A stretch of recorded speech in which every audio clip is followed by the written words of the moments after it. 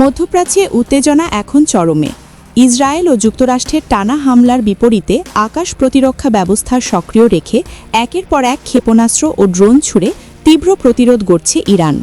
Khamenei হত্যাকাণ্ডের পর থেকে ইসরায়েল এবং মধ্যপ্রাচ্যে অবস্থিত মার্কিন ঘাঁটিগুলোকে লক্ষ্য করে দূরপাল্লার ব্যালিস্টিক ক্ষেপণাস্ত্র ও আত্মঘাতী ড্রোন দিয়ে পাল্টা আঘাত চালিয়ে যাচ্ছে তেহরান। সামরিক বিশ্লেষকদের মতে ইরানের এই তীব্র প্রতিরোধের মূল ভরসা তাদের বিশাল ও বৈচিত্র্যময় ক্ষেপণাস্ত্র ভাণ্ডার।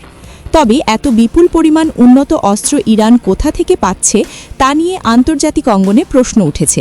পর্দার আড়াল থেকে কি চীন ও রাশিয়া তাদের সহায়তা করছে? মধ্যপ্রাচ্যের সবচেয়ে বড় ও বৈচিত্র্যময় ক্ষেপণাস্ত্র ভাণ্ডার রয়েছে ইরানের। তাদের সমরাস্ত্রে রয়েছে মর্টার, রকেট, ড্রোন, ক্রুজ ও ব্যালিস্টিক ক্ষেপণাস্ত্র। আনুষ্ঠানিকভাবে ইরানের ক্ষেপণাস্ত্রের সর্বোচ্চ পাল্লা 2000 কিলোমিটার, যা ইসরায়েল পর্যন্ত আঘাত হানতে সক্ষম। তবে পশ্চিমা বিশ্লেষকদের শঙ্কা, ইরান চাইলে এই সীমানাও অতিক্রম করতে পারে। 2023 সালে ইরান ফাত্তাহ 1 ও ফাত্তাহ 2 নামে অতি দ্রুতগতির ব্যালিস্টিক ক্ষেপণাস্ত্র উন্মোচন করে। ইরানের রেভলিউশনারি গার্ডের দাবি, এই ক্ষেপণাস্ত্রগুলো শব্দের চেয়ে 15 গুণ বেশি গতিতে ছুটতে পারে এবং প্রায় 1400 কিলোমিটার দূরের লক্ষ্যবস্তুতে নিখুঁতভাবে আঘাত হানতে সক্ষম। বিগত 2 দশকে ইরান তাদের ক্ষেপণাস্ত্রের পাল্লা, নির্ভুল নিশানা এবং ধ্বংস ক্ষমতা বাড়ানোর দিকে জোর দিয়েছে। একই সঙ্গে তুলনামূলক কম খরচে বড় ধরনের ক্ষতি সাধনের জন্য একমুখী আত্মঘাতী ড্রোনের ব্যবহারও বাড়িয়েছে দেশটি।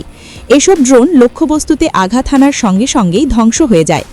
ইসরায়েলের দাবি, সাম্প্রতিক সংঘাতে ইরানের ক্ষেপণাস্ত্র উৎক্ষেপণ যন্ত্রের সংখ্যা অর্ধেকে নেমে এসেছে। তবে উপগ্রহ চিত্র বিশ্লেষণ করে দেখা গেছে, হামলা থেকে বাঁচতে ইরান জুন মাসের পর থেকে তাদের অনেক অস্ত্র ভূগর্ভস্থ ঘাঁটিতে সরিয়ে নিয়েছে এবং নিজেদের অস্ত্র কর্মসূচি অনেকটাই পুনর্গঠন করেছে। ইরানের কাছে ঠিক কী পরিমাণ অস্ত্র রয়েছে তার সঠিক পরিসংখ্যান অজানা। তবে 2022 সালে মার্কিন সেন্ট্রাল কমান্ডের তৎকালীন প্রধান জেনারেল কেনেথ ম্যাকেঞ্জির এক মূল্যায়নে বলা হয়েছিল, ইরানের হাতে 3000-এর বেশি ব্যালিস্টিক ক্ষেপণাস্ত্র রয়েছে। যুক্তরাষ্ট্রের প্রেসিডেন্টের দাবি, ইরান এমন ক্ষেপণাস্ত্র তৈরি করছে যা আমেরিকার মূল ভূখণ্ডেও আঘাত হানতে সক্ষম। যদিও এর পক্ষে এখনও সুনির্দিষ্ট প্রমাণ মেলেনি, তবে 2025 সালের এক মার্কিন প্রতিরক্ষা গোয়েন্দা সংস্থার মূল্যায়নে বলা হয়েছে, ইরান চাইলে 2035 সালের মধ্যে 5500 কিলোমিটারের বেশি পাল্লার ক্ষেপণাস্ত্র তৈরির সক্ষমতা অর্জন করতে পারে। অবশ্য সামরিক শক্তির পরিসংখ্যানে ইরানের অস্ত্রভাণ্ডার যুক্তরাষ্ট্র ও ইসরায়েলের তুলনায় অনেক ছোট। যুক্তরাষ্ট্র ইতোমধ্যে ওই অঞ্চলে বিপুল সংখ্যক যুদ্ধ বিমান ও বোমারু বিমান মোতায়েন করেছে। অন্যদিকে ইসরায়েলের রয়েছে বহু স্তর বিশিষ্ট অত্যাধুনিক ক্ষেপণাস্ত্র প্রতিরক্ষা ব্যবস্থা। সাম্প্রতিক সংঘাত থেকে এটি স্পষ্ট যে ইরান তাদের ক্ষেপণাস্ত্রকে কৌশলগত ঢাল এবং আঘাত হানার তলোয়ার উভয় হিসেবেই ব্যবহার করছে।